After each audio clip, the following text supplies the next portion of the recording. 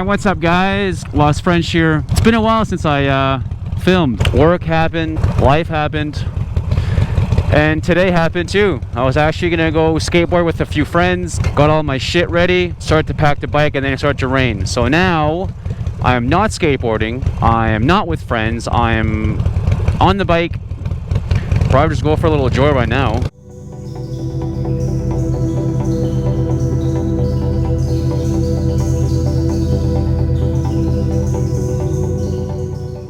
Supposed to meet some dudes at Cascateo Skate Park, one of my favorite parks to go to. And then I got Fam Jam Supper Slam later, so I decided to just take the bike out on secondary highways, head to my brother's place for some good eating, and then after that probably go ride some more. I don't know, we'll see. It's kind of a sad day because I'm quickly realizing that riding days are slowly close to over.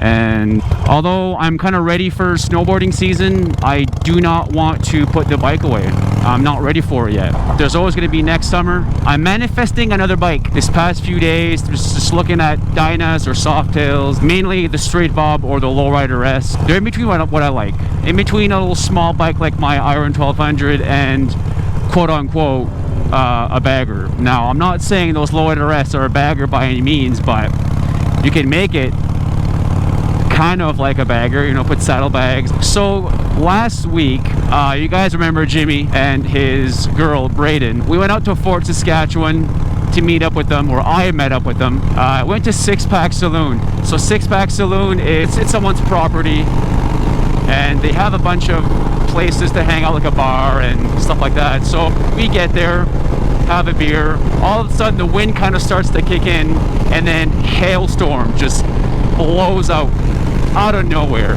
We go into some tent, kind of warm up because it's getting pretty cold. So we're in there, we're talking about bikes. Jimmy has a Victory Magnum X1, which is a bagger, touring bike, very comfortable, big. I met this guy Kevin. He recently bought a Harley Davidson Street Glide, rad bike, awesome looking bike. It was a Street Glide special. So we're riding on the highway. We get caught by the shittiest weather. I mean, like, the shittiest weather. Like, you couldn't ask for shitter than that. Okay, maybe not snow, big ass raindrops, hail all over. I'm getting fucking pummeled left, right, and center, soaked to the tits. So we stopped by a little underpass, and I came to the conclusion that when we were talking, I might as well just get myself a Softail or even a Dyna. And to be honest, I've been thinking about it pretty much all year.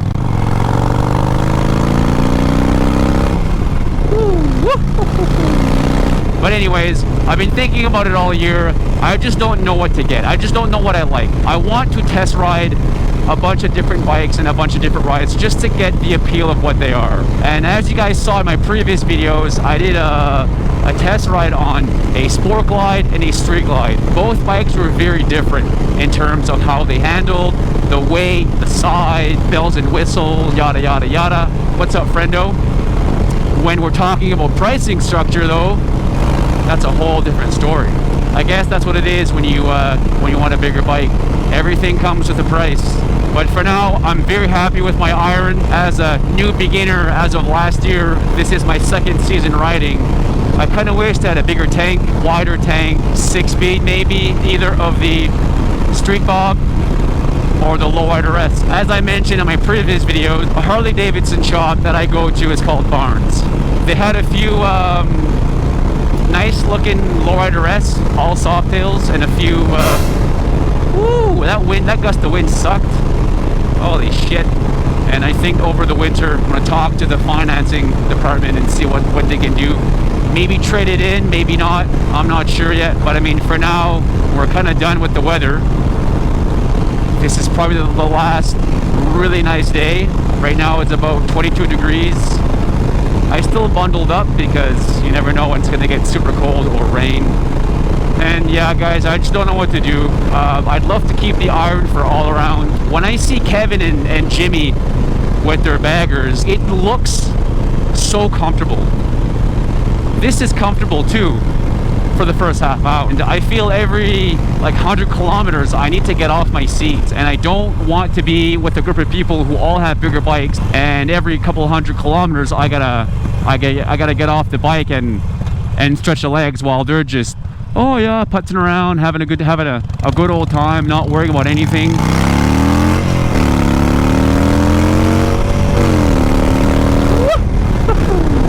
And also this stage 1, yikes, I could get into some mad trouble with this. Kind of pondering the idea of selling this one privately, get more for it, and then hopefully find myself something in my likings.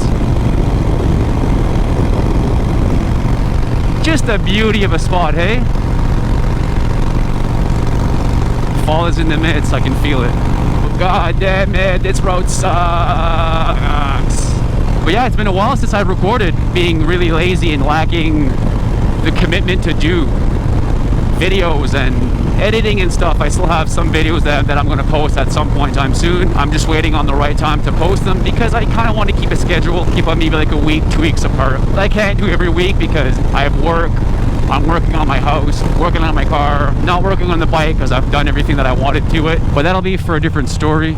Now I'm just taking a stroll, just cruising a good 50 kilometers, enjoying the sun. We all know that that's going away pretty soon. Fall is probably the best weather to ride in because, one, it's cooler outside. Bike obviously runs better when it's cooler. No shit, right? You don't get to bundle up too much. You bundle up just enough, small hoodie under your riding gear. But there's just something about riding in this weather that makes me want to ride a lot more. It's just the best. What up, Rumor? Favorite skate shop to go to. Shout out to Matt and Dean and the rest of the crew.